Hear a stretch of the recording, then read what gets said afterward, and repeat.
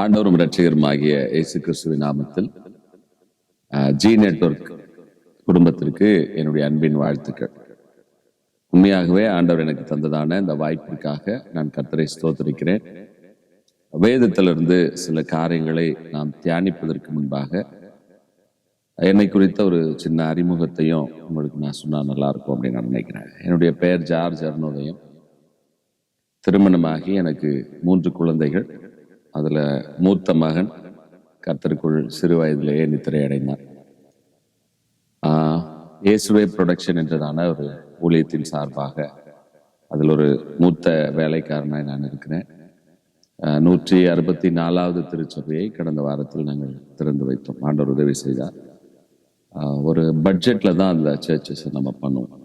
164 நீங்க பெரிய எண்ணிக்கையா நினைக்கணும். எண்ணிக்கையில பெரிதா இருக்கலாம், செலவுகள் மிக குறைவானது. என்னோடு கூட 53 ஊழியர்கள் முழு நேரமாக இணைக்கப்பட்டு ராப்பகலாக திருச்சபைகள் இல்லாத இடங்களில் திருச்சபைகளை நாம் கட்டமைக்க வேண்டும். அந்த இடத்தில் இயேசு கிறிஸ்துவனுடைய நற்செய்தி பரவ வேண்டும் என்று இந்திய தேசத்தில் பல பகுதிகளில் இதை செய்து கொண்டு வருகிறோம். வாலிபர் சவால் இயக்கம் என்ற ஒரு வாலிபர்கள் மத்தியில ஊழியம் செய்வதான இந்த காரியத்தையும் கடந்த 14 ஆண்டுகளாக நாங்கள் செய்து கொண்டு வருகிறோம். அப்பாவினுடைய ஒரு சின்ன வியாதினால, பிரெயின் ஸ்ட்ரோக் என்ற ஒரு வியாதினால என்னுடைய தகப்பனார் படுத்த படுக்கையானதுனால அவர் நடத்துகிற அந்த திருச்சபையும் நான் பொறுப்பெடுத்து நடத்தும்படி ஆண்டவர் எனக்கு ஒரு வாய்ப்பை தந்தார். சபையினுடைய ஊழியத்திலேயும் நான் இதுவரைக்கும் பயணித்துக் கொண்டு வருகிறேன். ஜி நெட்வொர்க் வழியாக அநேக காரியங்களை நாங்கள் தெரிந்து கொண்டிருக்கிறோம். அதே போல பல சமயங்களில் உற்சாகப்படுத்தப்பட்டிருக்கிறோம். சின்ன சின்ன காரியங்களில் எங்களுக்கு உதவி இருக்கிறார்கள். ஊழியங்களை குறித்து அதிகமாக கேட்டறிந்து சமீப காலமாக இந்த மிஷினரிகளை அனுப்ப வேண்டும் என்ற அந்த நல்ல பணியில சில சமயங்களில் ஆலோசனைகளாகவும் சில வேலைகளை செய்வோம். ஆண்டவர் எனக்கு ஒரு வாய்ப்பை தந்திருக்கிறார். நாம் வேதத்தின் அடிப்படையில சில காரியங்களை நாம் தியானிக்க போகிறோம். அந்த ஜி நெட்வொர்க்கோடு இணைந்து அநேகர் இரவு பகலாய் ஜெபிக்கிறது, பல சேவைகளை செய்கிறது. இவைகள் எல்லாவற்றையும் நான் கேட்டு கர்த்தரை ஸ்தோத்திரிக்கிறேன். உங்களையும் அன்போடு கூட வாழ்த்துகிறேன். ஒரு நல்ல ஒரு வார்த்தையை நீங்கள் மையப்படுத்தி இதன் வாயிலா நாம் தியானிக்கலாம் என்று எபிரேயர் 11வது அதிகாரம் அதனுடைய 26வது வசனம், இனி வரும் பலன் மேல் நோக்கமாயிருந்து அப்படி என்ற ஒரு வார்த்தை அழுத்தம் கொடுத்து அவர்கள் அதன் வாயிலாகவே தியானிக்க என்னை கேட்டுக்கொண்டபடியினால் இந்த அதிகாரத்தை நான் கொஞ்சம் பொறுமையாகவே வாசித்து பார்த்தேன். அப்படி வாசிக்கும் பொழுது எல்லா இடங்களில் வருகிற வார்த்தைகளை விட இதில் நான் அதிக நடமாட்ட அல்லது அதிகமான கேட்டறிந்த படித்தறிந்த ஒரு வார்த்தை என்னவென்றால் விசுவாசமானது. இந்த வார்த்தை ரொம்ப சேலஞ்சாவே இருந்தது. பலமுறை நான் படித்தேன், பலமுறை நான் கேட்டேன். அதுல சில ஆட்களையும் அழுத்தம் கொடுத்து எழுதியிருக்கிறதை நான் பார்க்கிறோம். எபிரேயர் 11வது அதிகாரம், விசுவாசமானது நம்பப்படுகிறவைகளின் உறுதியும் காணப்படாதவைகளின் நிச்சயமாயிருக்கிறது. நம்பப்படுகிற, காணப்படாத. நம்பப்படுகிற, நாம் பார்க்கிறதை நாம் நம்புவோம். ஆனால் விசுவாசம் என்பது அப்படி அல்ல. நாம் விசுவாசிக்கலாம், ஆனால் பாராத ஒன்றை நாம் நடப்பது போல, பெற்றுக்கொள்வது போல, அது நடைமுறைப்படுவது போல ஒரு ஆவிக்குரிய கண்களில் முதிர்ந்து யோசிப்பது தான் விசுவாசம் என்பது. 2வது வசனம், அதனாலே முன்னோர்கள் நற்சாட்சி பெற்றார்கள். ஊழியத்தினுடைய ஆரம்ப காலங்களாகட்டும் அல்லது நம்மை வழி நடத்தின பரிசுத்தவான்களாக இவர்கள் வாழ்க்கையில நாம் ஆழப்பட பார்த்த ஒரு வார்த்தை என்னவென்றால், அவங்க ரொம்ப ஃபெய்த்ஃபுல்லான ஒரு ஆளு. அவங்க ஊழியத்தை விசுவாசத்துல தான் தொடங்கினாங்க. அவங்க ஊழியத்தை விசுவாசத்துல தான் நடத்தினாங்க. முழுக்க முழுக்க விசுவாசத்தினால ஓடுற ஒரு சபை, விசுவாசத்தினால இயக்கப்படுகிற ஒரு ஊழியம் என்று நம் ஆரம்ப காலங்களில் 90க்கு மேலே நாம் கேள்விப்பட்டிருப்போம். இன்றைக்கு அதை கேள்விப்படுகிறோம் என்றால் நிச்சயமாய் நாம் கேள்விப்படுகிறோம், இல்லை என்று நாம் சொல்லவே முடியாது. இன்றைக்கும் நாம் கேள்விப்படுகிறோம். நம்முடைய பிதாக்களோ அல்லது நம்முடைய மூத்தவர்களோ நாள்பட இந்த ஊழியமானது, தேவ ராஜ்யத்தின் வேலையானது அது எவ்வளவு வலிமையாய் வளரும் என்று அவர்கள் நம்பி விசுவாசித்தபடினால்தான் மிஷினரிகள் எல்லாருமே இந்திய தேசம் அல்லது பல உலக நாடுகளுக்கு கடந்து போகும் பொழுது ஒரு பெரிய இடத்த மண்ணை வாங்குவாங்க. ஒரு கார்னர்ல பாத்தீங்கன்னா சின்னதா ஒரு 50 பேர் உட்கார்ற மாதிரி ஒரு சர்ச் கட்டுவாங்க. ஆனா அந்த சபையை விட அவங்க உயர கட்டுகிற அந்த கோபுரம், அதன் மேலே அவர்கள் எழுப்பின சிலுவையானது ஒரு மகா பெரிய அழகாகவும் அது அடையாளப்படுத்துகிறதாகவும் இருக்கும். அவங்களுக்கு நல்லா தெரியும், சிலுவை எங்கே உயர்த்தப்படுகிறதோ, கிறிஸ்தவர்கள் எந்த இடத்திலே காலை வைக்கிறார்களோ, கால் படுகிறதோ, அந்த இடம் ஒரு மகா பெரிய வளர்ச்சிக்குள்ளாக, உலக வளர்ச்சிக்குள்ளாக வரும், மக்கள் கூடி வருவாங்கன்னு நம்முடைய மிஷினரிகளுக்கு, நம்முடைய பிதாக்களுக்கு, மூத்த ஊழியர்களுக்கு நல்லாவே தெரியும். இன்றைய காலகட்டங்களில் ஒரு திருச்சபையானது டெக்னிக்கலா ரொம்ப நல்லா இருக்கு, மெட்டீரியலா ரொம்ப நல்லா இருக்கு, கலர்ஃபுல்லா ரொம்ப நல்லா இருக்கு, பெரிய பெரிய ஆட்கள், வசதிப்பட்டவர்கள் திருச்சபையில் இருக்கிறார்கள், ஞானம் உள்ளவர்கள், அறிவு உள்ளவர்கள், திறமை உள்ளவர்கள் திருச்சபையில் இருக்கிறார்கள். என்னுடைய ஒரே ஒரு கேள்வினாலே சில வசனங்களை நான் வலியுறுத்தி உள்ளே நான் நுழைய வேண்டும் என்று நான் நினைக்கிறேன். இவ்வளவு ஆற்றல் மிக்க இந்த காலகட்டங்களில் திருச்சபையானது நற்செய்தியில் வளருகிறதா?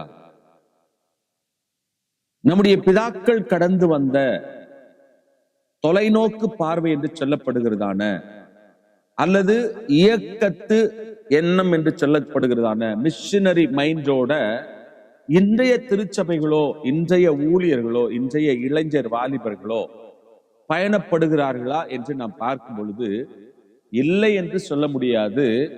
ஆனால் எழுப்புதல் என்று சொல்லுகிற அந்த வார்த்தைக்கு இணக்கமான ஆவிக்குரிய புரிதலோ ஆவிக்குரிய நகர்வோ இல்லை என்று தான் நான் சொல்லுவேன். நீங்கள் சொல்லலாம், ஒருவேளை உங்களிடத்தில் பேசுகிறதுனாலே இவைகளுக்கு ஒரு விலக்குறை கொடுக்கிறதுனால் இவ்வார்த்தைகளை நான் பயன்படுத்தலாம் என்று. என்னுடைய தகப்பனுடைய கால்படாத கிராமங்களே திருவள்ளூர் மாவட்டத்துல இல்லவே இல்லை. இன்றைக்கு என்னுடைய தகப்பனாருக்கு 83 வயது. இன்றைக்கும் ஊழியத்தில் எங்களோடு முடியாத நிலையில் கூட பயணப்பட்டு எங்களை உற்சாகப்படுத்துகிற தேவனுக்கு பயந்த ஒரு தேவ மனுஷன். அவர்களிடத்தில் நாங்கள் கற்றுக்கொண்டது வேதத்தின் அடிப்படையில் அநேக பரிசுத்தவான்களிடத்தில் கற்றுக்கொண்டது போல நடைமுறை வாழ்க்கையில் எங்கள் காலத்து நாங்கள் பார்த்த ஒரு அப்போஸ்தலனாக அவர்கள் பயணப்பட்டிருக்கிறதை நினைத்து நான் கர்த்தரை ஸ்தோத்தரிக்கிறேன். அவரிடத்தில் வளர்க்கப்பட்டதை நினைத்து நான் கர்த்தரை ஸ்தோத்தரிக்கிறேன். இந்த சத்தத்தை கேட்டுக்கொண்டிருக்கிற அல்லது இதை கூர்ந்து கவனித்துக் கொண்டிருக்கிற ஒவ்வொரு சகோதர சகோதரிகளை பார்த்து நான் கேட்டுக்கொள்ளுகிற ஒரு வார்த்தை என்னவென்றால், திருச்சபையானது பரிசுத்தத்திலும், திருச்சபையானது அன்பிலும், திருச்சபையானது அப்பம் பிக்குதலிலும், திருச்சபையானது சிலுவையை உயர்த்தக்கூடிய நிலைகளிலேயும், திருச்சபையானது தன்னை அல்ல கிறிஸ்துவை உயர்த்தக்கூடிய நிலைகளிலும் இன்றைக்கு என்னவாய் இருக்கிறது என்பதை நாம் தியானிக்க வேண்டும் அல்லது நாம் யோசிக்க வேண்டும் என்று நான் உங்களை உற்சாகப்படுத்துகிறேன். நான் மறுபடியும் வாசிக்கிறேன். விசுவாசமானது நம்பப்படுகிறவைகளின் உறுதியும், நம்பப்படுகிறவைகளின் உறுதியும், காணப்படாதவைகளின் நிச்சயமாயிருக்கிறது. இந்த விசுவாசத்தினாலே நாம் எதை நம்புகிறோம்? இன்றைய காலகட்டங்களில் விசுவாசத்தினாலே எதை நம்புகிறோம்? வியாதி குணமாகும் என்று நம்புகிறோம். விசுவாசத்தினாலே எதை நம்புகிறோம்? வாக்குத்தத்தங்கள் நிறைவேற வேண்டும் என்று நினைக்கிறோம். விசுவாசத்தினாலே எதை நம்புகிறோம்? சில காரியங்களை நாம் பெற்றுக்கொள்ள வேண்டும். நீண்ட காலங்கள் பயணித்துக் கொண்டிருக்கிறோம், அவைகளை பெற்றுக்கொள்ள வேண்டும் என்று நாம் நினைக்கிறோம். இவைகள் எல்லாமே தேவையா என்று பார்த்தால் நிச்சயமாக நமக்கு தேவைதான். நான் ஒரு சிறிய கண்ணோட்டத்தின் அந்த பாதையில் உங்களை திருப்ப நான் முயற்சிக்கிறேன். ஆவியானவர் உங்களுக்கு உதவி செய்யட்டும். பொருளாதாரங்களில் நாம் வளருவது தேவனுடைய நோக்கமும் கூட, தேவனுடைய ஆசை விருப்பமும் கூட. நாம் வளர வேண்டும், நாம் அனுபவிக்க வேண்டும் என்று தான் இவைகள் எல்லாவற்றையும் ஆண்டவர் நமக்கு இவ்வுலகத்தில் வைத்திருக்கிறார், படைத்திருக்கிறார். அதை தாண்டி எல்லாவற்றையும் அனுபவிக்க எனக்கு முடியும் என்னுடைய சூழ்நிலை இருந்தும், ஏன் நான் சிலவற்றையிலிருந்து அல்லது சிலவற்றை நான் ஒதுக்கி இவ்வுலகத்திற்கும் கிறிஸ்தவனாகிய எனக்கும், கிறிஸ்து அவனாகிய எனக்கும் நானும் ஒரு மாற்றம் உள்ளவனாய் வாழ வேண்டும் என்றால், நிச்சயமாய் உலக மனிதர்களைப் போல நாம் வாழ முடியாது. அவர்களைப் போல நம் வாழ்க்கையை நகர்த்த முடியாது. நமது பார்வை தேவ ராஜ்யத்தை எப்படி வளர்க்க வேண்டும், அந்த தேவ ராஜ்யம் வலுப்பெறுவதற்கு இவ்வுலகத்தில் இருக்கிற ஆசாபாசங்கள், இவ்வுலகத்தை கிறிஸ்துவின் பக்கமாய் திருப்பக்கூடாத அளவிற்கு மோசமாக்கி கொண்டிருக்கும் அரசியல் சூழல்கள் அல்லது உலக மனிதனுடைய சூழல்கள், இது எல்லாவற்றையும் தாண்டி ஆளப்பட சொல்லுகிறேன். இன்றைக்கு கிறிஸ்தவர்களுக்கு, திருச்சபைகளுக்கு விரோதமாய் நடக்கிற கிறிஸ்தவர்களின் செயல்பாடுகளே நம்பப்படுகிறவைகளின் உறுதியும் விசுவாசமானது, காணப்படாதவைகளின் நிச்சயமும்.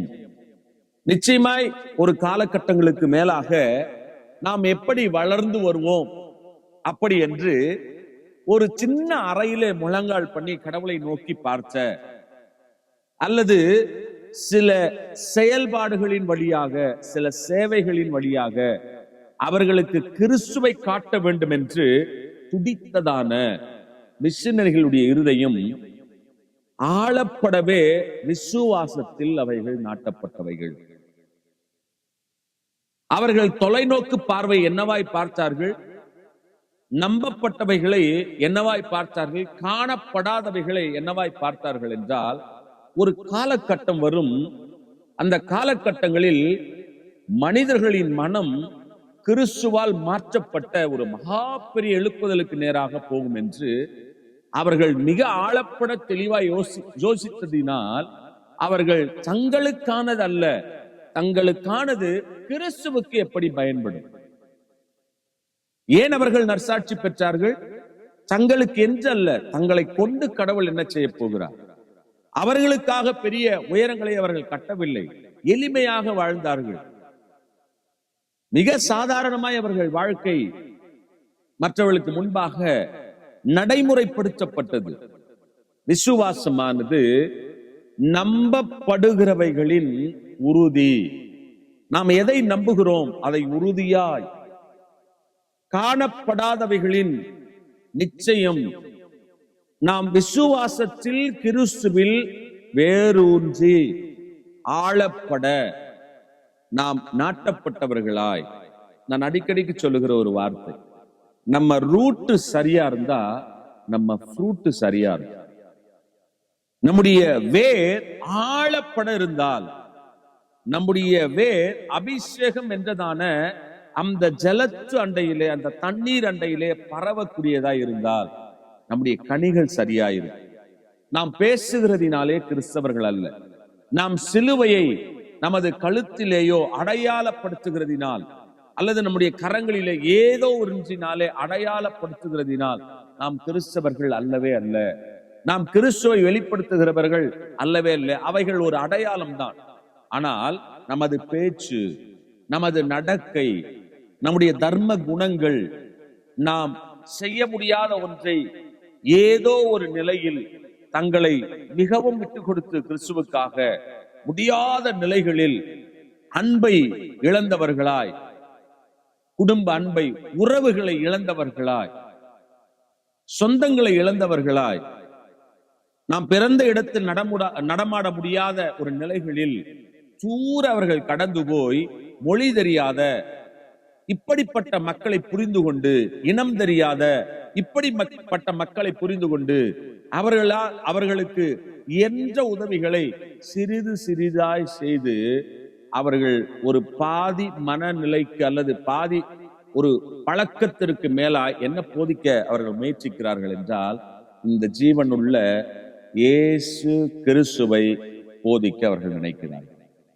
நான் சில வசனங்களையும் நான் உங்களுக்கு வாசிக்கிறேன். அதனாலே முன்னோர்கள் நற்சாட்சி பெற்றார்கள். எதினாலே? விசுவாசத்தினாலே.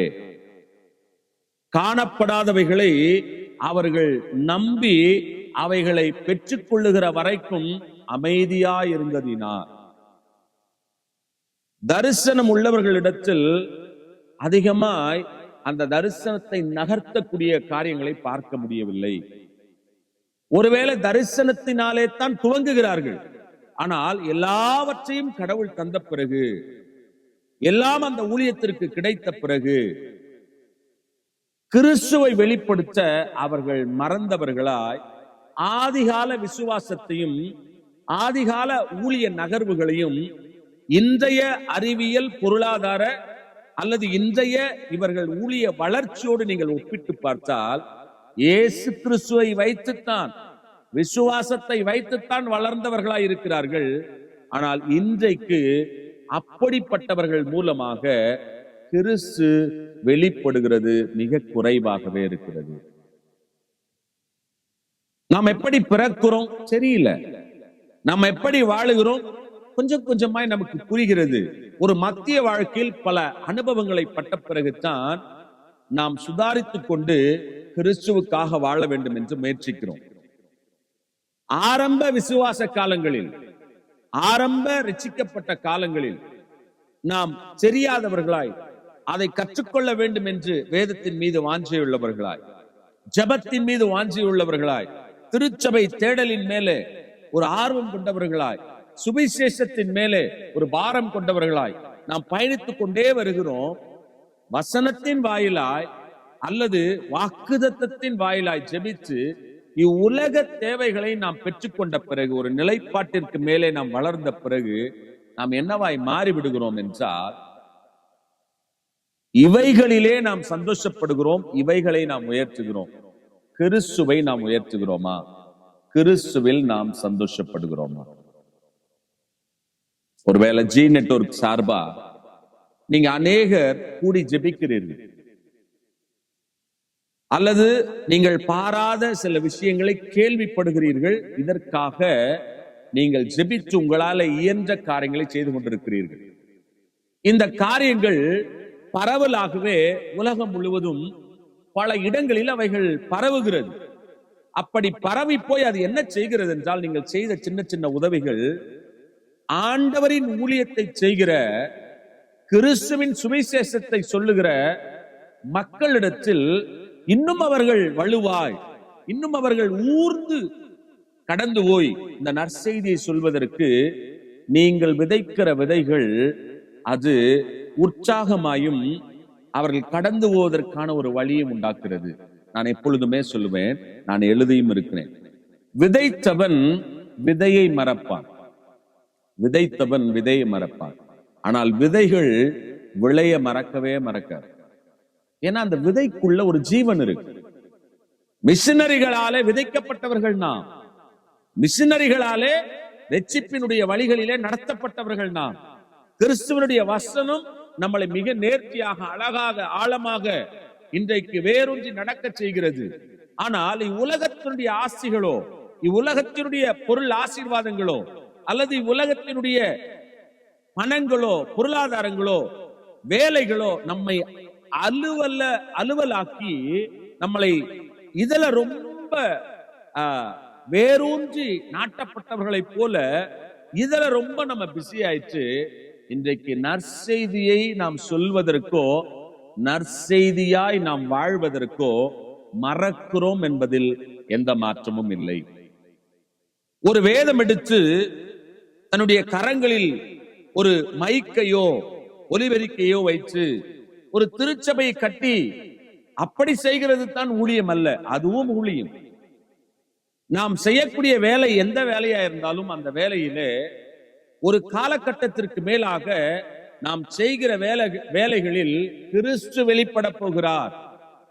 நாம் பேசுகிற பேச்சுகள் வாயிலாக கிறிஸ்து வெளிப்பட போகிறார் என்று நம்முடைய பேச்சில் மிக எச்சரிக்கையாய், நம்முடைய பார்வையில் மிக எச்சரிக்கையாய், நம்முடைய செயல்பாடுகளில் மிக எச்சரிக்கையாய் நாம் செய்கிற எந்த வேலையா இருந்தாலும் அந்த வேலை ஊழியம் என்று நீங்கள் செய்து பாருங்கள். அதிலே கிறிஸ்து மேன்மைப்படுவார், கிறிஸ்து புகழப்படுவார், தேவ ராஜ்யத்தினுடைய வலிமை விளங்கும். கிறிஸ்தவர்கள் என்றால் இவர்கள் தானா? வேதத்தை கையில் எடுக்கிறவர்கள் என்றால் இவர்கள் தானா? ஜெபிக்கிறவர்கள் என்றால் இவர்கள் தானா? அப்படி என்று நாம் செயலின் வாயிலாகவே கிறிஸ்து வெளிப்படுவார். நாம் செய்கிற எந்த வேலையா இருந்தாலும் அந்த வேலையில் நாம் செய்கிற நற்கிரியை நிமித்தமாக கிறிஸ்துவை நாம் வெளிப்படுத்தலாம். விசுவாசமானது நம்பப்படுகிறவைகளின் உறுதியும் காணப்படாத காரியங்களின் நிச்சயமாயிருக்கிறது. நான் விசுவாசத்தில் எவைகளை நான் உறுதியாய், எவைகளில் நான் நேர்த்தியாய் என் வாழ்க்கையை நான் அப்படியே நகர்த்தி கொண்டு வந்தேனோ, நான் எதை நம்பினேனோ அவைகளை இன்றைக்கு என் கண் கூடாக பார்க்கிறேன். அவைகளில் உள்ள வளர்ச்சியை, தேவ ராஜ்யத்திற்கென்று விதைக்கிற, தேவ ராஜ்யத்திற்கென்று கொடுக்கிற, தேவ ராஜ்யம் வளர வேண்டும் என்று ஜெபிக்கிற ஜெபங்களும் செயல்முறைகளும் இன்று மிக குறைந்து விட்டது என்ற ஒரு காரியம்தான் ஒரு மகா பெரிய உண்மை. அநேக மிஷனரி பணித்தலங்களுக்கு பயணப்பட்டுக் கொண்டிருக்கிறேன். தமிழ்நாட்டிலே பல பகுதிகளுக்கு கடந்து போய் கடந்த ஆண்டிலே எப்படியாவது ஒரு 3000 குழந்தைகளுக்கு நாம் உதவ வேண்டும் என்று நாங்கள் குழுவாய் சேர்ந்து ஜெபித்து அநேக காரியங்களை முயற்சித்தோம். ஆண்டுடைய ஒரு பெரிதான கிருபையிலே கடந்த ஆண்டு 9000 குழந்தைகளை நாங்கள் சந்திக்கவும், அந்த 9000 குழந்தைகளை தெருக்களிலே வைத்து நற்செய்திகளை சொல்லவும், அந்த பிள்ளைகளுடைய கல்விகளுக்காக நாங்கள் சில காரியங்களிலே உதவவும் ஆண்டவர் உதவி செய்தார். நான் நிறைய காரியங்களை முன்பாக சொல்ல நான் மறந்து விட்டேன் என்றல்ல, நம்மை குறித்து, நமது ஊழியத்தை குறித்து சொல்லாமல் கிடைக்கிற நேரத்தில் இயேசு கிறிஸ்துவை வெளிப்படுத்த வேண்டும் என்று எஜுகேர் என்றதான ஒரு நிறுவனத்தை உருவாக்கி கடந்த 8 ஆண்டு காலங்கள் வேலை செய்து கொண்டு வருகிறோம். அதில் செய்கிற கல்வி உதவியின் மூலமாக ஒன்றை எங்களுக்கு ஆள செய்ய முடிகிறது. என்ன செய்ய முடிகிறது என்றால் கிறிஸ்துவை வெளிப்படுத்த முடிகிறது. நீங்கள் எதை செய்தாலும் அதை மனிதர்களுக்கு என்று செய்யாமல் அந்த காரியத்தை கிறிஸ்துவுக்கென்று நீங்கள் செய்கிறவர்களா இருக்க வேண்டும். எதை செய்தாலும், ஒருவேளை எந்த சேர், எந்த ஒரு இடத்துல கடவுள் உங்களை உட்கார வைத்திருக்கிறார், நீங்கள் உட்காருகிற பொசிஷன் எதுவா இருந்தாலும், நீங்க ஒரு மேனேஜரா இருங்க, நீங்க ஒரு ஒர்க்கரா இருங்க, அல்லது நீங்க ஒரு ஹை பொசிஷன்ல இருங்க, அந்த இடத்துல கிறிஸ்துவை நீங்கள் வெளிப்படுத்த வேண்டும் என்றால் உங்கள் உண்மை செயல் மிக முக்கியம், உங்கள் ஆரோக்கியமான பேச்சு மிக முக்கியம், உங்கள் பார்வை மிக முக்கியம், நீங்கள் உடுத்துகிற உடை மிக முக்கியம். இவைகளாலே நாம் தாராளமாய் கிறிஸ்துவை வெளிப்படுத்தி விடலாம். எதிர்காலங்களில் என்ன நடக்க போகிறது என்று நீங்கள் பார்க்க வேண்டும் என்றால் இன்றைய காலங்களில் கிறிஸ்துவை வெளிப்படுத்துகிறவர்களாய் நீங்கள் இருங்கள். நான் அடிக்கடிக்கு சொல்லுகிற வார்த்தையை உங்களுக்கும் நான் சொல்ல வேண்டும் என்று நினைக்கிறேன். ஒரு குழந்தைக்கு அவனுடைய முதல் கல்வி சாலை, பாடசாலை எது என்றால் அவனுடைய கூடாரம் தான்.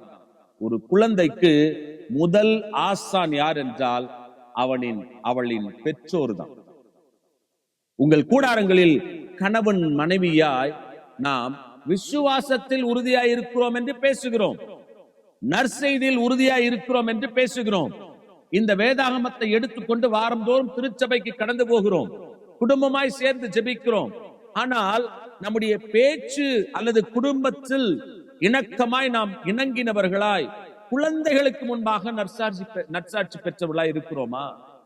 விசுவாசத்தினாலே, நம்பப்படுகிற காரியங்களினாலே, ஆழ யோசிக்கிறதினாலே, பாராத ஒரு விசுவாசத்தை கிறிஸ்துவுக்குள்ளாக இவர்கள் வேரூன்றி நாட்டப்பட்டதினாலே இவர்கள் நல்ல சாட்சி பெற்றார்களாம். நாம் நல்ல சாட்சி பெற வேண்டியவர்களா இருக்கிறோம். நான் 3வது வசனத்தை வாசிக்கிறேன். விசுவாசத்தினாலே நாம் உலகங்கள் தேவனுடைய வார்த்தையினால் உண்டாக்கப்பட்டதென்றும் இவ்விதமாய் காணப்படுகிறவைகள் தோன்றப்படுகிறவைகளால் உண்டாக்கப்படவில்லை என்றும் நாம் அறிந்திருக்கிறோம். ரெண்டு விஷயத்தை நம்ம இங்க தெரிஞ்சுக்கலாம். விசுவாசத்தினால ஆண்டவர் சொல்லுகிற காரியம், விசுவாசத்தினால அவர் உண்டாக்கப்பட்ட காரியம். இன்னைக்கு டெக்னாலஜி ரொம்ப வளர்த்துறதுனால நம்ம நினைக்கலாம் இதெல்லாம் இயேசு கிறிஸ்துவின் காலங்கள்ல வளரலையே, விலையிலேயே. ஆதியிலே தேவன் வானத்தையும் பூமியையும் சிருஷ்டித்தார். அவருடைய சிருஷ்டிப்பில் இருந்து நாம் கொஞ்சம் கொஞ்சமா எடுத்து சில காரியங்களை நாம் வடிவமைக்கிறோம். சில காரியங்களை மனிதனுடைய பிரயோஜனத்திற்காக நாம் டெக்னாலஜியை வளர்த்துக்கிட்டு வரோம். ஆனா எந்த டெக்னாலஜி நம்மகிட்ட இருந்தாலும் அதிலே நாம் உண்மை உள்ளவர்களாய், அதிலே நாம் கடவுளை மகிமைப்படுத்துகிறவர்களாய் இருக்கிறோமா? நான் வாசிக்கிறேன். சில மனிதர்களை குறித்து நாம் பார்க்கலாம். விசுவாசம் இல்லாமல் தேவனுக்கு பிரியமாய் இருப்பது, 6வது வசனம், விசுவாசம் இல்லாமல் தேவனுக்கு பிரியமாய் இருப்பது கூடாத காரியம். இது எவ்வளவு தூரம் உண்மை என்று நீங்க யோசிச்சு பாருங்க. எப்ப நமக்கு விசுவாசம் வருது? நம்ம குடும்பத்துல யாராவது வியாதிப்பட்டாங்கன்னா அன்னைக்குதான் நம்ம விசுவாசத்துல முதிர்ச்சியானவர்கள். நமக்கு ஏதாவது ஒரு டெட் அண்ட் டேட் பிக்ஸ் பண்ணிட்டாங்கன்னா அன்னைக்குதான் நம்ம விசுவாசத்துல ரொம்ப முதிர்ந்தவர்கள். நான் சொல்லுவேன் அடிக்கடிக்கு, நாம் பிள்ளையாய் மாத்திரம் நடந்து கொண்டால் போதும் கிறிஸ்துவுக்கு. நம் வாயில் சொல் பிறவாதற்கு முன்பாகவே நமக்கு என்ன வேண்டும் என்று அறிந்த ஆண்டவராய் இருக்கிறார். நம்முடைய குழந்தைகள் எல்லாவற்றையும் கேட்டுத்தான் அவர்களுக்கு நாம் அவருடைய தேவைகளை பூர்த்தி செய்கிறோமா? அல்லவ, அப்படி செய்கிறதே இல்லையே. நாம் நம்முடைய குழந்தைகளை நாம் கூர்ந்து கவனிக்கும் பொழுது, நம்முடைய குழந்தைகள் நமக்கு பிரயோஜனமானவர்களாய், நமக்கு கீழ்ப்படுகிறவர்களாய் மாறும் பொழுது அவர்கள் கேட்பதற்கு முன்பாகவே அவர்களுக்கு செய்கிறோமே. இதே போலத்தான் கிறிஸ்துவும் அவரிடத்தில் நாம் நடந்து கொள்ளுகிற நற்சாட்சியின் வாழ்க்கையும் உறவு முறையும் நிச்சயமாக நாம் நமது தேவைகளை கேட்பதற்கு முன்பாகவே அவர் நமக்கு வழங்கி கொண்டே உதவி கொண்டே இருப்பார். அப்ப இங்க சொல்லப்படுகிற விசுவாசம் என்ன? நான் வாசிக்கிறேன். விசுவாசமானது தேவனுக்கு பிரியமாய் இருப்பது, விசுவாசம் இல்லாமல் தேவனுக்கு பிரியமாய் இருப்பது கூடாத காரியம். விசுவாசியாத ஒரு மனுஷன் விசுவாசியா இருக்க முடியாது. விசுவாசியா இல்லாத ஒரு மனுஷன் அவருக்கு பிரியமா இருக்க முடியாது. நமக்கு எவ்வளவு ஒரு அழகான பேர் பாருங்க, விசுவாசி, கிறிஸ்தவன். கிறிஸ்தவன் இது ரெண்டுமே நமக்கு ஃபிட்டா? விசுவாசின்ற பேர் நமக்கு ஃபிட்டா? கிறிஸ்து அவன், கிறிஸ்துவை அவனில் பார்க்கிறேன், கிறிஸ்து அவன், இந்த ரெண்டு நேம் நமக்கு ஃபிட்டா? விசுவாசம் இல்லாமல் தேவனுக்கு நம்ம பிரியமா இருக்க முடியாது. ஏனென்றால் தேவனிடத்தில் சேருகிறவன் அவர் உண்டென்றும், அதை நம்ம விசுவாசிக்கணும். தேவனிடத்தில் சேருகிறவன் அவர் உண்டென்றும். ஒரு காலேஜை நம்ம செலக்ட் பண்றோம், அந்த காலேஜ் அஃபிலியேட்டடா என்று பார்க்கிறோம். அதே போல அந்த காலேஜ் ரிவ்யூ போய் படிக்கிறோம், அந்த காலேஜுக்கு நல்ல எதிர்காலம் இருக்கான்னு பார்க்கிறோம். அந்த இன்ஸ்டிடியூஷனை யாரு ஃபவுண்டரா இருக்கிறார்னு பார்க்கிறோம். அது எவ்வளவு காலம்? ஒரு சாதாரண ஒரு கல்லூரியில் ஒரு 3 ஆண்டு காலங்கள் நாம் படிப்பதற்கு இத்தனை காரியங்களில் தெளிந்தவர்களாய் நாம் உள்ளே போய் சேருகிறோம். கிறிஸ்துவோடு பயணப்படுகிற நாம் முழுக்க முழுக்க அவரை நாம் நம்புகிறது மாத்திரமல்ல, அவரை விசுவாசிக்கிறது மாத்திரமல்ல, விசுவாசம் இல்லாமல் தேவனுக்கு பிரியமாய் இருப்பது கூடாத காரியம். ஏனென்றால் தேவனிடத்தில் சேருகிறவன் அவர் உண்டென்றும், அவர் நம்மை தேடுகிறவர்களுக்கு, தம்மை தேடுகிறவர்களுக்கு பலன் அளிக்கிறார் என்றும் விசுவாசிக்க வேண்டும். நம்முடைய பழக்கமே என்ன அப்படின்னா, எப்ப நமக்கு ஆண்டவர் தேவையோ அந்த தேவைப்படுகிற நேரத்துல நம்மளை போல யாரும் விசுவாசிக்கவே மாட்டாங்க. அப்படி விசுவாசிப்பு. தேவை முடிஞ்ச பிறகு விசுவாசிப்பு, அவ்வளவுதான். அந்த பெர்சன்டேஜ் நீங்க கனெக்ட் பண்ணீங்கன்னா நிச்சயமாய் தெரியும் அந்த பெரிய இடைவெளி. நான் ஒரு காரியத்தை இதன் வாயிலாய் வெளிப்படுத்தினால் நன்றா இருக்கும் என்று நான் நினைக்கிறேன். அதிக நாட்களாகவே என் மனதை ரொம்ப பாரப்படுத்தின ஒரு காரியம். இன்றைக்கு பிரபலமான அநேக ஊழியர்கள், இன்னைக்கு பிரபலமான ஒரு மூத்த தகப்பன்மார்கள், மிஷினரி தலைவர்கள், என்னுடைய தகப்பனுடைய காலங்களில் அவர்கள் தெருக்களில் பிரசங்கித்திருப்பதையும் நற்செய்தி சொன்னதையும் என்னுடைய தகப்பன் காலங்களில் என் தகப்பனோடு இருந்தவர்கள் அதை விட கொஞ்சம் வயதில் ஒரு 60 வயதில் இருக்கிறவர்கள் பார்த்திருப்பார்கள். இன்றைய தலைமுறை பார்த்து கொண்டிருக்கிறது. அப்படிப்பட்ட மகாபெரிய தலைவர்கள் ஒரு மகாபெரிய வளர்ச்சியோடு கூட, மகாபெரிய உயர்வோடு கூட, ஒரு லட்சக்கணக்கான மக்கள் மத்தியிலே பேசுகிறவர்களாய் இன்றைய சமுதாயம் அவர்களை பார்த்து கொண்டிருக்கிறது. என்னுடைய ஒரு பெரிய வலின்னு கூட இது சொல்லலாம். ஆனா அதே தலைவர்கள்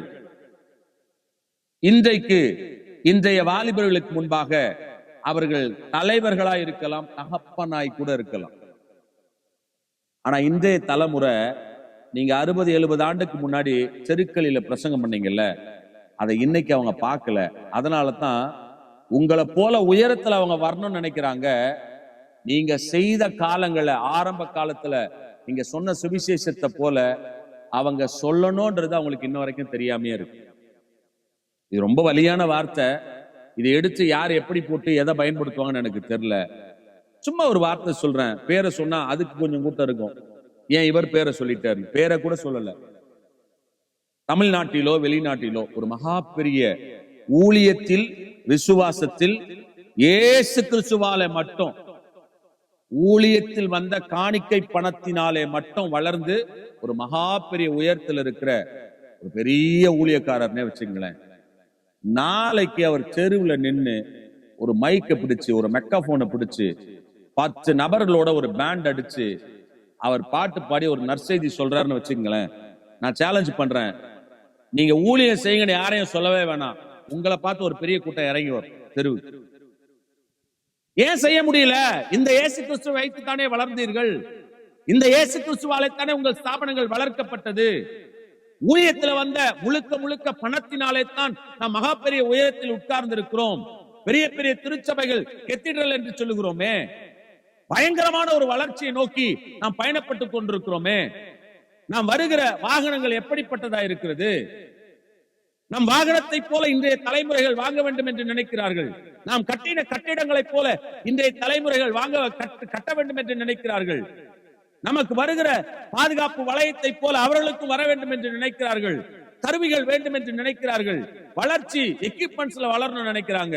ஆனா கிறிஸ்துவில் அவர்கள் வளர வேண்டும் என்றோ, கிறிஸ்துவை தெருக்களில் அவர்கள் அறிவிக்க வேண்டும் என்றோ, இன்றைய தலைமுறைக்கு அடையாளப்படுத்துகிற ஒரு தலைவர்கள் கூட இன்றைக்கு இறங்கி வந்தால் தேவ ராஜ்யம் ஒரு மகா பெரிய சமாதானத்தை அடையும் என்பதில் மாற்றம் கிடையாது.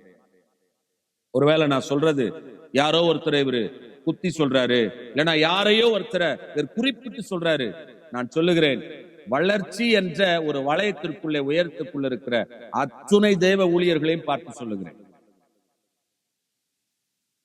நீங்கள் போய் பேசுகிற மேடைகளுக்கு கீழாக லட்சக்கணக்கில் இயேசுவை அறியாதவர்கள் உட்காரவில்லை. அறிந்தவனே தான் உட்காருகிறான். அறிந்தவனுக்கே நீங்கள் அறிவிக்கிற வார்த்தைகள் அவன் அறிவுக்கு கூட எட்டுவதில்லை. அவனை உற்சாகப்படுத்தி விடுகிறது, அவ்வளவுதான். அவனை உந்தி தள்ளவில்லை. தயவு கூர்ந்து இந்த ஜி நெட்வொர்க் வழியாக ஒளிபரப்பப்படுகிற இந்த காரியத்தை, இந்த வசனத்தினுடைய ஒரு சின்ன விளக்குறையை, ஒரு வாய்ப்பை நான் பயன்படுத்திக் கொள்ள வேண்டும் என்று நான் நினைக்கிறேன். விசுவாசம் இல்லாமல் தேவனுக்கு பிரியமாய் இருக்கிறது கூடாத காரியம். ஆரம்ப காலத்தில் இருந்த விசுவாசம். உங்க விசுவாசத்தை பார்த்து ஆண்டவர் எல்லாத்தையும் தந்துட்டாரு. இப்ப நீங்க ஒண்ணுமே தேவையில்லை. நீங்க எதுவுமே பண்ணலனா கூட உங்களை நம்பி நாட்கள் கிறிஸ்துவுக்காக கொடுக்கிறன்னு லட்சக்கணக்கில் கொடுத்துட்டே இருப்போம். என் கேள்வி என்னன்னா, வளர்ச்சிக்காக மாத்திரம்தான் அல்லது நமது வளர்ச்சிக்காக மாத்திரம்தான், இன்னும் இறங்கி சொல்லுகிறேன், நமது ஸ்தாபன வளர்ச்சிக்காக மாத்திரம்தான் இன்றைய விசுவாசிகளை நாம் இயக்கி கொண்டிருக்கிறோமா, அல்லது தேவ ராஜ்யம் வளர்ந்து கொண்டிருக்கிறது? ஒரு பெரு சபை, ஒரு பெரிய சபை, ஏன் ஒரு திருச்சபை, ஒரு சிறு சபை தத்தெடுக்க முடியாது? மிஷினரி என்று ஒரு கூட்டம் ஓடிக்கொண்டிருக்கிறது. மிஷினரி ஸ்தாபனங்கள் என்று ஓடிக்கொண்டிருக்கிறார்களே, அந்த மிஷினரி ஸ்தாபனங்கள் கூட இன்னைக்கு ஒரு கம்ஃபர்டபிளான ஜோன்ல உட்கார்ந்துருச்சு. அவைகளிலேயும் தலைமுறைகள் வந்து விட்டது. அவைகளிலேயும் அடுத்தது யார் பொறுப்பாளிகள் என்று வந்து விட்டது. எல்லாமே சந்தோஷம்தான். தரிசனம் ஒரு நாளும் இயங்காமல் போய்விடக்கூடாது, செயலற்று போகக்கூடாது. ஆனால் இந்த தரிசனங்கள் தரிசனவாதிகளிடத்தில் தான் கடந்து போகிறதா, அல்லது நடத்தக்கூடிய ஆற்றல் மிக்க அட்மினால ஒரு ஸ்தாபனங்கள் இயக்கப்படுகிறது? ஆவிக்குரியவனால் இயக்கப்படுகிறதா, அட்மினால்? விசுவாசம் இல்லாமல் தேவனுக்கு பிரியமாய் இருக்கிறது அது கூடாத காரியம். விசுவாசம் இல்லாமல் நாம் இருக்கவே கூடாது. ஆதியில் இருந்த விசுவாசம் இன்றைக்கு இல்ல, எல்லாமே வந்துருச்சு. ஆதியில் இருந்த அந்த ஜீல் இன்றைக்கு குறைந்து போய்விட்டது. தயவு கூர்ந்து இந்த வீடியோவை பார்க்கிறவர்கள், உங்களுக்குள்ளே ஒரு மகா பெரிய பாரத்தை நான் இறக்கி விட வேண்டும் என்று நினைக்கிறேன். ஆண்டவர் உங்களை எவ்வளவு உயர்த்து கொண்டு போனாலும் பரவாயில்ல, நற்செய்தி சொல்ல மறந்துடாதீங்க. நீங்க சொல்ற தீர்க்க தரிசனம் விசுவாசிகளுக்கு விளங்கும். நீங்கள் பேசுகிற அந்நிய பாஷைகள் விசுவாசிகளுக்கு, திருச்சபைக்கு விளங்கும். நீங்கள் கொடுக்கிற காணிக்கைகள், லட்சங்கள் திருச்சபையை, ஸ்தாபனங்களை வளர்க்கும். ஆனால் நீங்கள் வாழுகிற வாழ்க்கை, நீங்கள் சொல்லுகிற நல்ல செய்தி, சுவிசேஷம், இயேசுவை அறியாத ஒருவனை அவர் ராஜ்யத்து பக்கமாய் திருப்பி கொண்டு வரும். இந்த விசுவாசம் என்பது என்னைக்கு ஒரு நாள் ப்ராசஸ் அல்ல. Faith is daily process. Salvation is daily process. ரட்சிப்பும் விசுவாசமும் சேனம் நமக்கு தேவைப்படுகிற ஒரு காரியம். திருச்சபைகளிலே, ஊழியங்களிலே இன்றைக்கு உந்தி தள்ளுகிற, வளருகிற ஆட்களுக்கு உதவியாயிருக்கிற காரியங்கள் குறைந்து கொண்டே இருக்கிறது. விசுவாசத்தினாலே ஆபிரகாம், 8வது வசனம், விசுவாசத்தினாலே ஆபிரகாம் தான் சுதந்திரமாய் பெறப்போகிற இடத்திற்கு போகும்படி அழைக்கப்பட்ட போது கீழ்ப்படிந்து. நீங்க விசுவாசத்தினால எதை ஒண்ண பெற்றுக் கொள்ளலாம். விசுவாசத்தினால நீங்க நல்ல சாட்சி பெறணும். விசுவாசத்தினால நீங்கள் தேவனை சேருகிறவர்களா இருக்க வேண்டும், தேவன் அண்டையில் சேருகிறவர்களா இருக்க வேண்டும். 3வது, விசுவாசத்தினால நாம் அழைக்கப்படும் போது, விசுவாசத்தினால் நாம் அந்த அழைப்பு இணக்கமாக கிட்டி சேரும் போது, நான் வாசிக்கிறேன், விசுவாசத்தினாலே ஆபிரகாம் தான் சுதந்திரமாய் பெறப்போகிற இடத்துக்கு போகும்படி அழைக்கப்பட்ட போது என்னவானாரா? கீழ்ப்படிந்தாரா. கீழ்ப்படிந்து தான் போகும் இடம் இன்னதென்று அறியாமல் புறப்பட்டு போனான். நீங்க விசுவாசிக்கிறீங்க, ராஜ்யம் வளரணும். நீங்க விசுவாசிக்கிறீங்க, நான் விசுவாசிக்கிறேன், ராஜ்யம் வலுப்பெறணும், நல்ல செய்தி மக்களுக்கு போகணும். தயவு செய்து கீழ்ப்படிந்து போங்க. அழைக்கப்படும் போது போங்க. போகிறவர்களை ஜபத்துல தாங்குங்க. இன்றைக்கு எல்லாமே ஒரு செட்டப் குள்ள வந்துருச்சு. ஏன் அப்போஸ்தலர்கள் தங்கள் காலங்களில் எளிமையாய் வாழ்ந்தார்கள்? எளிமையாய் வாழுகிறவனால தான் நகர முடியும். ஏன் அப்போஸ்தலர்கள் தங்களுக்கு என்று ஒரு பெர்மனன்ட் பிளேஸ் வைக்காம இருந்தாங்க? பெர்மனன்ட் பிளேஸ் வைக்காதவனால தான் நகர்ந்து போக முடியும். அவர்கள் உடுப்பு ஏன் ஒரு அலங்காரம் இல்லாமல், ஒரு கவர்ச்சி இல்லாமல், ஒரு காமம் இல்லாமல் இருந்தது? எளிமைத்துவம் உள்ளவனாலே தான் கிறிஸ்துவை முழுமையாய் வெளிப்படுத்த முடியும். கர்த்தர் நல்லவர். அல்லேலூயா. ஆமா, உண்மை இது. இன்றைய காலகட்டங்களில் நாம் உடையை மாற்றிக் கொள்ளுகிறோம், நம் வேஷத்தை மாற்றிக் கொள்ளுகிறோம், நம்முடைய பேச்சை மாற்றிக் கொள்ளுகிறோம், மக்களுக்கு ஏற்றவாறு அறிவினாலே பேசுகிறோம். அல்ல, விசுவாசத்தினாலே காணப்படாதவைகளுக்கென்று அழைக்கப்படும் போது தாழ்மையா நம்ம போகணும், தாழ்மையா போகணும். எப்படி நம்ம வாழ்க்கையை துவங்கணும்? இன்றைக்கு ஆண்டவர் எவ்வளவு பெரிய மகா உயரத்துல நம்மளை வச்சிருக்கிறாரு. நான் ஒண்ணு சொல்றேன், கடவுளுக்காக உண்மையாய் பயன்படுகிற அநேக பாத்திரங்கள் இன்றைக்கு மறைக்கப்பட்டு வைத்திருக்கப்படுகிறது. மறைஞ்சே கிடக்குறாங்க, தெரியல, அவங்கள யாருன்னே தெரியல. ஆனா ஒரு பெரிய எடுப்புகள் அவங்களால, ஒரு நற்செய்தி அவர்களால பரவி கொண்டே இருக்கிறது. அவங்க ஒரு பெரிய ஆட்களாய் தங்களை வெளிப்படுத்த முடியவில்லை. அதற்காக நான் கர்த்தரை ஸ்தோத்திரிக்கிறேன். ஏற்ற நேரத்தில் கர்த்தர் அவர்களையும் வெளியிலே கொண்டு வரட்டும். இந்த சத்தத்தை கேட்டுக் கொண்டிருக்கிற ஒவ்வொரு இடத்திலும் நான் அன்பாய் வேண்டிக் கொள்கிறேன். தயவு செய்து நீங்கள் காணாதவைகளை பெற்றுக்கொள்ள அழைக்கப்படும் பொழுது தாழ்மையோடு கூட நீங்கள் கடந்து வரும்படி ஆவியானவர் உங்களுக்கு உதவி செய்வார். 17 நான் வாசிக்கிறேன். மேலும் விசுவாசத்தினாலே ஆபிரகாம் தான் சோதிக்கப்பட்ட போது ஈசாக்கை பலியாக ஒப்பு கொடுத்தான். நீண்ட காலங்கள் நம் கரங்களில் இருக்கிற சில ஆசீர்வாதங்கள் அது கடவுளாலே உணர்த்தப்படும் போது அது பலிக்கு நேராக வந்துவிட வேண்டும். ஒருவேளை அவைகளை அழிக்க வேண்டும் என்றல்ல, உனது மனநிலை என்னவா இருக்கிறது? இன்னைக்கு மகா பெரிய உயரத்துல நீங்க இருப்பீங்க, சம்பாத்தியத்தில் இருப்பீங்க. இன்றைக்கு ஆண்டவர் உங்களிடத்தில் இருக்கிற ஏதோ ஒன்றை பலிக்கு ஒப்பனையாக அதை எனக்கு கொடு என்று கேட்கிறார். தாழ்மையாய் வந்தீர்களே அழைக்கப்படும் பொழுது, இன்றைக்கு கடவுள் உங்களிடத்தில் கேட்கும் பொழுது, ஆண்டவராகிய இயேசு கிறிஸ்து இவைகளை எனக்கு கொண்டு வா, எனது பலிபீடத்தில் வை, எனக்கு இதை தகனிட என்று சொல்லும் பொழுது நமது மனநிலை என்ன? சுகபோகமான வாழ்க்கையா? பணம் பணம் என்று ஓடுகிற வாழ்க்கையா? தாரடி பள்ளத்தில் நம்மை வைக்கும் பொழுது நிச்சயமா நான் சொல்ல முடியும், எவ்வளவு பெரிய கோடீஸ்வரர்களா இருந்தாலும் ஒரு குண்டு மணியோடு பாக்கெட்ல கொஞ்சம் பணத்தோடு கூட உங்களை புதைக்கிறது, என்னை புதைக்கிறது இல்ல. எல்லாத்தையும் எடுத்து வெறுமையாய்த்தான் நாம் புதைக்கிறார்கள். நான் அடிக்கடிக்கு சொல்லுவேன், கிறிஸ்தவர்களின் வாழ்க்கை வரலாறு படிக்கிறது மாத்திரமல்ல, கிறிஸ்தவர்களின் வாழ்க்கை வரலாறு படைக்கிறதா இருக்க வேண்டும். படிச்சுட்டு அப்படியே பயணப்படுவதல்ல. சில காலங்கள் கடவுள் உங்களை மறைத்து வைத்திருப்பார். சில காலங்கள் ஆண்டவர் நம்மளை உற்பத்தி பண்ணுகிற நேரத்தில் ஒரு மகா அனலுக்கு நேராக இருப்போம். இன்னும் வளர்ச்சியே இல்லையே, அடுத்த நிலைக்கு போகவே முடியவில்லையே, பல வழிகள் இருக்கும். விசுவாசத்தினாலே நாம் பெறப்போகிற, விசுவாசத்தினாலே நாம் அடைய போகிற, விசுவாசத்தினாலே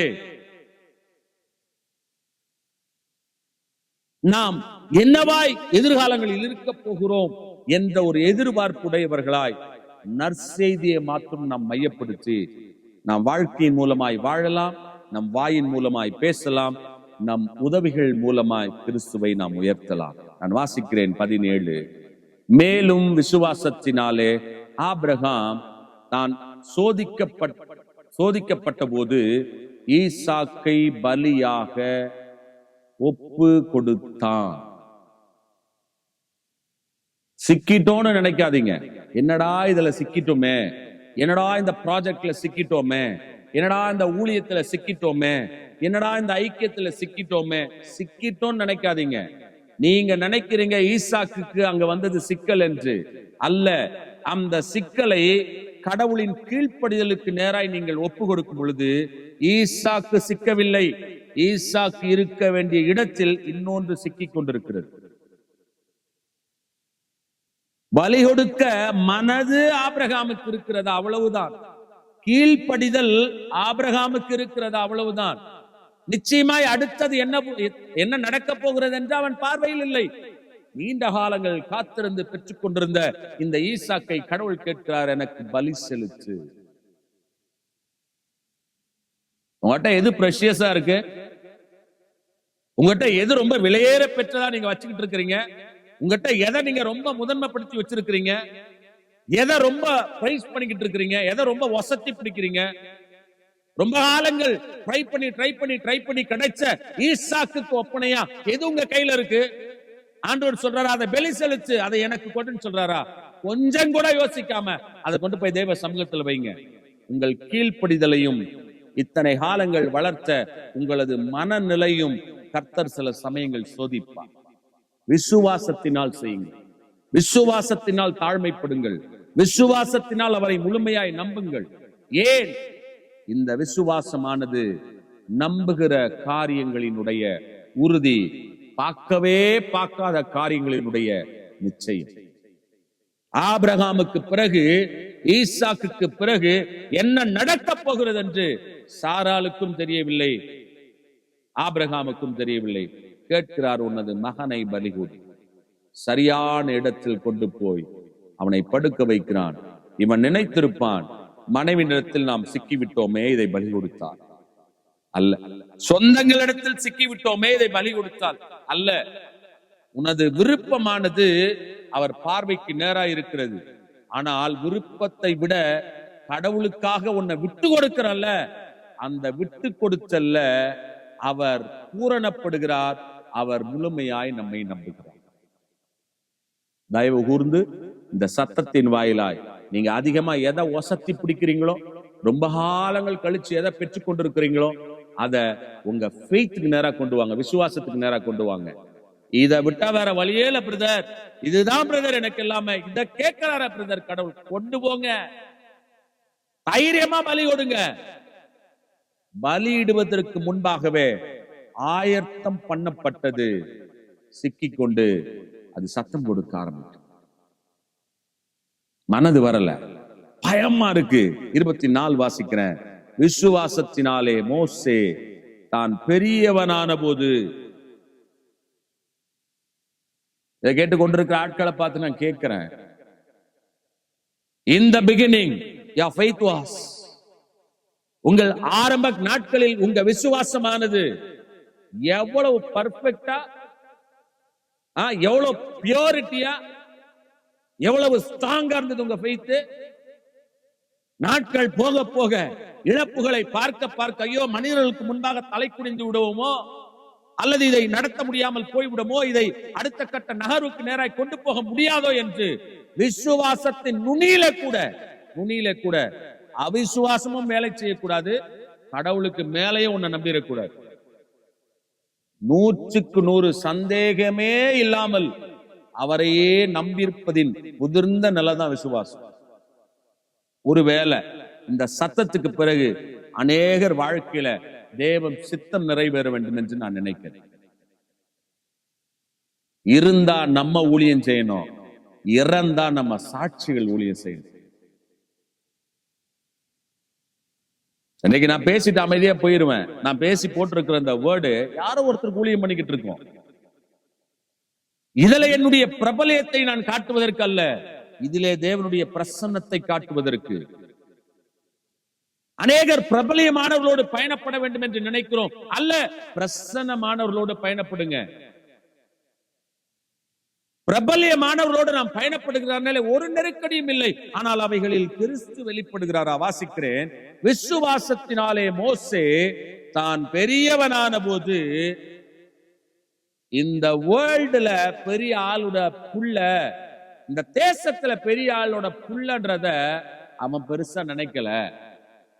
அவன் பார்வோனுடைய குமாரத்தின் மகன் என்னப்படுவதை வெறுத்து, எனக்கு அவரை தெரியுங்க, எனக்கு இவரை தெரியுங்க, நான் என் மூலமா தாங்க அவர் இந்த நாட்டுக்கே வராரு, என் மூலமா தாங்க அவரு அப்படி பண்றாரு இப்படி பண்றாரு. கிறிஸ்துவின் மூலமாக மட்டுமே எல்லா நற்கிரியைகளும் நடக்கிறது. கிறிஸ்து அல்லாமல் ஒருவனாலேயும் ஒரு நற்கிரியும் செய்ய முடியாது.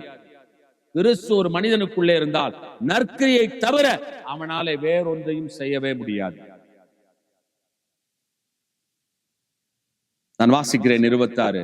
இனி வரும் பலன் மேல் நோக்கமாயிருந்து எகிப்தில் உள்ள பொக்கிஷங்களிலும் கிறிஸ்துவின் நிமித்தம் வரும் நிந்தையை அதிக பாக்கியம் என்று எண்ணினார். நீங்க ஆண்டுடைய வேலையை செஞ்சு உங்களுக்கு வருகிற பழி சொற்கள், நீங்கள் ஆண்டவரை வெளிப்படுத்தும் பொழுது உங்களுக்கு வர நெருக்கடிகள், எனக்கு தெரியும் எத்தனையோ ஊழியர்கள் அவர்களுக்குள்ள மகா பெரிய பலவீனங்களை கூட பலவீனமா எண்ணாமல் உசுறு இருக்கிற வரைக்கும் கடவுளுக்காக ஏதாவது செஞ்சிடணும், ஓடிக்கிட்டு இருக்கிறாங்க. நின்னுடாதீங்க ஒரு இடத்துல. பிரச்சனைகள் வரும்போது நின்னீங்களா உங்களை சூழ்ந்துரும். பிரச்சனைகள் எவ்வளவு அதிகமாய் உங்களை நெருக்கிறதோ அவ்வளவு அதிகமாய் விசுவாசத்தோடு நீங்க பயணப்பட நகர ஆரம்பிச்சிருங்க. எதெல்லாம் உங்களை சூழ நின்னுச்சோ அதெல்லாம் பின்னாடி நிற்கும். நீங்க ஓடிக்கிட்டே இருப்பீங்க. நிக்கிற ஒருத்தனை எழுப்பி அவனை நகர்த்தி ஓட வைக்கிறது ரொம்ப கடினம். உட்கார்ந்துட்டு ஒரு இடத்துல எழும்பி ஓடுறது ரொம்ப கடினம். ஓடிக்கிட்டே இருங்க, ஆண்டவருக்காக ஓடிக்கிட்டே இருங்க. ஒரு காலங்களை திரும்பி பார்த்தீங்களா, இழுக்க முடியாத நன்மைகளையும் இழுக்க முடியாத ஆன்மாக்களையும் இழுக்க முடியாத நற்கிரியைகளையும் நீங்க பின்னாடி அவ்வளவு காரியத்தை உங்களை வச்சு கர்த்தர் செஞ்சிருப்பாரு. ஒரே ஒரு சின்ன சம்பவத்தோட நான் முடிக்கிறேன். யோவான் 6வது அதிகாரம் 5ல இருந்து நான் வாசிக்கிறேன். இயேசு தம்முடைய கண்களை ஏறெடுத்து திரளான ஜனங்கள் தம்மிடத்தில் வருகிறதை கண்டு பிலிப்பை நோக்கி, இவர்கள் சாப்பிடத்தக்கதாக அப்பங்களை எங்கே கொள்ளலாம் என்று கேட்டார். சில சமயம் ஒரு வசனத்துல இருந்து ஆண்டவர் நம்மகிட்ட ஏதோ ஒரு உணர்வை தந்துடுறாருன்னா இவங்க நினைச்சுக்குவாங்க கடவுளோட நம்ம பெரிய ஆளு, நான் ப்ராஃபட், நான் ஃபவுண்டர், நான் ஒரு அதிமேதாவி, நான் வேதத்தை கரைச்சு குடிச்சவன். அவருக்கு தெரியாத ஒன்றினாலே உங்களிடத்தில் அவர் உதவி கேட்கவில்லை. அவருக்கு ஆட்கள் இல்லாமல் உங்களை ஊழியனாய் வைத்தில்லை. அவர்களுக்கு சேவை செய்கிற ஆட்கள் இல்லாமல் உங்களை தெரிந்து கொள்ளல, உங்களையும் தெரிந்து கொண்டிருக்காரு. நம்ம நினைச்சுக்க கூடாது நம்ம மட்டும்தான், ஒரு மோசஸ் தான், ஒரு ஆரோன் தான், ஒரே ஒரு எலியா தான், ஒரு எலிசா தான். உங்களை ஒருவரை ஒருவனாகத்தான் பயன்படுத்துவார். உங்கள் ஒருவரில் அவர் பல விதமாய் வெளிப்படுவார். கர்த்தர் ஒருத்தர் தான் மகிமைப்படணும். நான் வாசிக்கிறேன். தாம் செய்ய போகிறதை, 6ஆம் வசனம், தாம் செய்ய போகிறதை அறிந்திருந்தும் அவனை சோதிக்கும்படி இப்படி கேட்டார். ரொம்ப கேள்வியோட உட்கார்ந்துட்டு இருக்கிறீங்களே, கேள்வியோட கேட்கறீங்களே, அல்லது கேள்வியோட என்ன பேசுறாங்கன்ற சத்தத்துக்கு செவி கொடுக்குறீங்களே, உங்ககிட்ட ஆண்டவர் சில கேள்விகளை சூழல்கள்ல உங்களை அப்படியே நெருக்கமா இருக்குல்ல, உங்களுக்கு அவர் என்ன செய்ய போகிறாருன்றதெல்லாம் அவர் ரொம்ப தெளிவா இருக்கிறார். அவர்கிட்ட என்ன நம்ம பெற்றுக்கொள்ள போகிறோம் அப்படின்றதுல நம்ம விசுவாசமா இருக்கிறோமா, நம்ம நம்புறோமா? வாசிக்கிறேன். பிலிப்பு அவருக்கு பிரதியுத்தரமாக, உடனே ஒரு மேக்ஸ்ல இறங்கிட்டார், கால்குலேட்டர் எடுத்து வச்சுக்கிட்டார். பாருங்களேன், நம்ம எல்லாரும் அதுல ரொம்ப இப்ப பாருங்க, எங்கேயாவது ஒரு மீட்டிங் நடத்தோம்னா உடனே நம்ம சிந்திக்க வர்றது வரவங்களுக்கு எல்லாம் எப்படி சாப்பாடு கொடுக்குறது, வர ஆத்மா எப்படி ரசிக்கப்பட போகுது, வர ஆத்மா பாவ அழுக்குல இருந்து வெளியே வரப்போகுது, அதெல்லாம் கிடையாது. உடனே தாட்டு வரவங்களுக்கு எப்படி சாப்பாடு கொடுக்குறது, வரவங்களுக்கு எப்படி என்ன கொடுக்குறது. எப்பா வார்த்தையை கொடுங்க, முதல்ல கிறிஸ்துவ கொடுங்க, முதல்ல தேவ சித்தம் விளங்க பிளான் பண்ணுங்க, தேவ திட்டங்கள் நிறைவேற திட்டமிடுங்க, அதற்கு பிறகு மற்றவைகளை பார்த்துக் கொள்ளலாம்.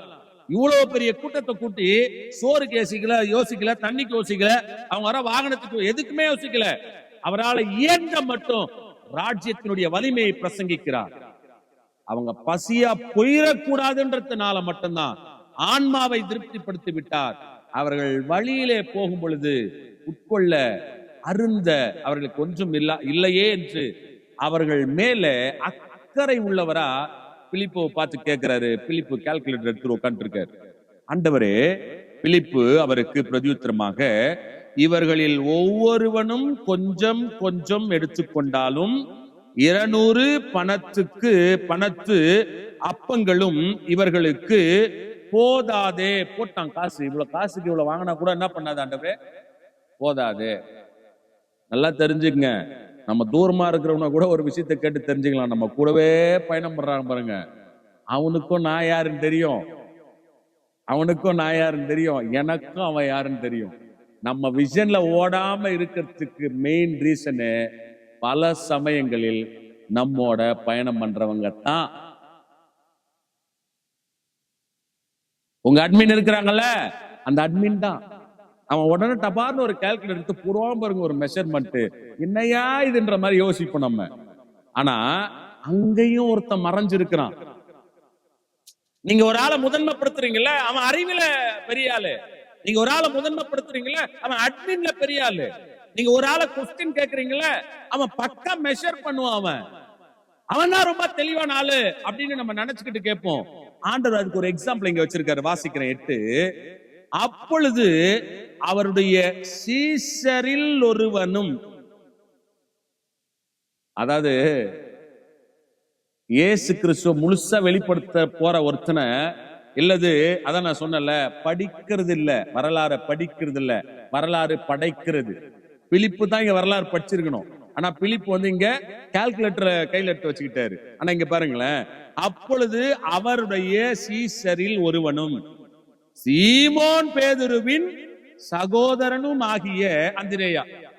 சில சமயம் ரிவைவல் எழுப்புதல பண்றவங்களை, தேவனுடைய இருதயத்தை வெளிப்படுத்துறவங்கள தேடிதான் கண்டுபிடிக்கணும். அவங்களை அடையாளப்படுத்துறதுக்கு சில நபர்களை சொன்னாதான் அவங்கள தெரியும். புரியுதுங்களா? இந்த ஊர்ல இந்த இடத்துல அவர் மகாபெரிய எழுப்புதலுக்கு காரணமா இருப்பாரு. நல்ல உற்சாகம் ஊட்டுகிற தேவனுக்கு பயந்த மகனா இருப்பாரு. டக்குன்னு தெரியாது. யாருதான் தெரியுது? யாரு தெரியுது? அவங்களதான் தெரியுது. கர்த்தர் நல்லவர். இங்க ஒரு சம்பவம் நடக்குது. இப்போ அந்திரேயா சொல்றாரு, சீமோன் பேதுருவின் சகோதரனுமாகிய அந்திரேயா அவரை நோக்கி, இங்கே ஒரு பையன் இருக்கிறான், இங்கே ஒரு பையன் இருக்கிறான். இதோட நான் நிறைவு செய்கிறேன். இங்கே ஒரு பையன் இருக்கிறான், அவன் கையில் 5 வார்கோதுமை அப்பங்களும் 2 மீன்களும் உண்டு. இதுதான் அவர் கேட்கறதுக்கு பதில் மட்டும் தான் நம்ம சொல்லணும். இங்கே ஒரு பையன் இருக்கிறான், அவன்கிட்ட 5 வார்கோதுமை அப்பங்களும் 2 மீன்களும் உண்டு. இவன் பிராக்டிக்கலா அவன் கையில என்ன இருக்குன்னு பார்த்துட்டான். ஆனா இவனுக்கு தெரியும், இத விசுவாசத்துல அநேகருக்கு மாற்றி கொடுக்கக்கூடிய ஒரு சூப்பர் நேச்சுரல் இங்க உட்கார்ந்து இருக்காரு. Fish natural, bread natural. அந்த நேச்சுரலை சூப்பர் நேச்சுரலா மாத்தி ஒருத்தர் தரணும். அவர் இங்க இருக்கிறார். இதுல கன்க்ளூஷனா நான் ஒன்னு சொல்றேன். தயவு கூர்ந்து உங்கள் ஐக்கியத்தில், உங்கள் திருச்சபையில், உங்கள் ஜப ஐக்கியங்களில் உள்ள நபர்களை நீங்க கூர்ந்து அவர்களிடத்தில் இருக்கிற திறமைகளையும் அவர்களிடத்தில் என்ன இருக்குதுன்றதையும் பார்த்தீங்கன்னா தான் நீங்க உண்மையாகவே தேவனுடைய பிள்ளைகள், அவர் இருதயத்தை வெளிப்படுத்துறவங்க. அறிவை பார்க்காதீங்க, அறிவும் தேவத்தான். பணத்தை பார்க்காதீங்க, பணமும் தேவத்தான். ஆனா ஆண்டவருக்கு பயன்படுகிற வகையில், வரலாறு படிக்கிற வகையில் அல்ல, வரலாறு படைக்கிற வகையில் ஒரு பையன் இங்கே இருக்கிறான்.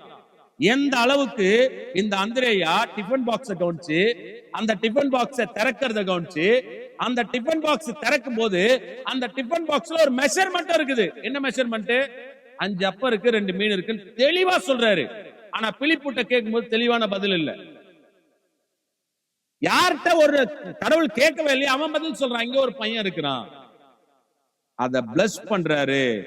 பிளஸ் பண்ணி கொடுத்தது மாத்திரமல்ல, அது மீதம் எடுத்தது மாத்திரமல்ல, அதை எடுத்துட்டு வீட்டுக்கு போற சீசர்களுக்குள்ள கூட சண்டை வந்துடக்கூடாதுன்னு அதுலயும் பக்கா மெஷர்மெண்டோட கொடுத்து அனுப்புறார். நான் இந்த பதிவின் வாயிலாய் சொல்லுகிறது, உயரே விசுவாசத்தில் ஏறி போனவர்கள் இன்றைக்கு இருக்கிற தலைமுறைகளுக்காக மறுபடியும் தெருக்களுக்கு இறங்கி வாங்க. தெருக்களுக்கு இறங்கி வருவதற்கு முன்பாகவே இன்னொரு காரியத்தையும் நான் செய்கிறேன். உங்கள் திருச்சபையில், உங்கள் ஐக்கியத்தில் இருக்கிற ஒரு சாதாரண ஒரு விசுவாசியின் இடத்துல நமக்கு ஊழியத்திற்கு, மக்களுக்கு தேவைப்படுகிற ஒரு காரியம் இருக்கு. அதை கூர்ந்தும் கவனிங்க, கூர்ந்து கவனிக்கிறவனையும் கவனிங்க. இதுதான் நான் ஆளவே சொல்ல வருகிறேன். கூர்ந்தும் கவனியுங்கள், கூர்ந்து கவனிக்கிறவர்களையும் கவனியுங்கள். நம்மால் உண்டானதல்ல, அது கிறிஸ்துவினால் உண்டானது. அது கிறிஸ்துவுக்கு தேவை. உங்க கையில என்ன இருக்கோ அதை ஒண்ணு நீங்களே கொண்டு போய் கொடுங்க, அல்லது ஒருவரிடத்தில் இருக்கிறதை கூர்ந்து கவனித்து அதை ஆண்டவரின் பக்கமாய் நீங்க கொண்டு வாங்க. அப்படி நீங்க கொண்டு வந்து கொடுக்கும் போது சூப்பர் நேச்சுரல்ல அவர் என்ன பண்றாருன்னா, இனி வரும் பலன் மேல் நோக்கமாயிருந்து, இனி வரப்போகிற பலன் மேல் நம்ம நோக்கமா இருக்கணும். அப்படின்னா இறங்கி வாங்க, கூர்ந்து கவனிங்க, வார்த்தையை முதன்மைப்படுத்துங்க, அவர் நாமம் உயர்த்தப்படும். வரலாற படிக்கிறவங்களா இல்ல, வரலாற படைக்கிறவங்களா கர்த்தர் நம்மளை மாற்றுவார். இந்த சிறு பையனுக்கு தெரியாது, இன்று வரைக்கும் பேசுகிறோம். இந்த மீனுக்கு தெரியாது, இன்றைக்கு வரைக்கும் பேசுகிறோம். இந்த பிரெட் மேக்கருக்கு தெரியாது, இன்றைக்கு வரைக்கும் பேசுகிறோம். ஆனால் கிறிஸ்து கேட்டது பிலிப்புவினிடத்தில் பதில் வந்ததோ, அறியாம இருக்கிற ஒருத்தன்ட்ட அவன் கூர்ந்து கவனித்தான்.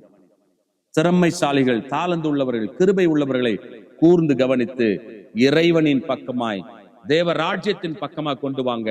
இனி வரும் பலன் மேல நாம் நோக்கமாயிருந்து ராஜ்யத்திற்கு தேவையானவைகளை நாம் பெற்றுக்கொண்டு ராஜ்யத்தை வெளிப்படுத்தலாம். நல்ல பிதாவே, இந்த நல்ல நேரத்தில் இந்த சமூகத்தில் வருகிறோம். ஜி நெட்வொர்க் மூலமாக ஆண்டவரே ஸ்தோத்திரம்,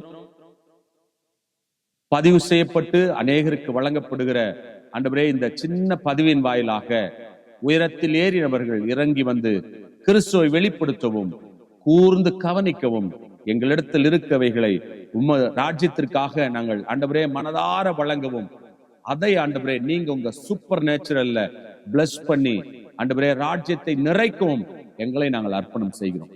ராஜ்யம் வல்லமையும் உடையது. இயேசு கிறிஸ்துவின் மூலம் ஜெபிக்கிறோம் நல்ல பிதாவே. Thank you. God bless you.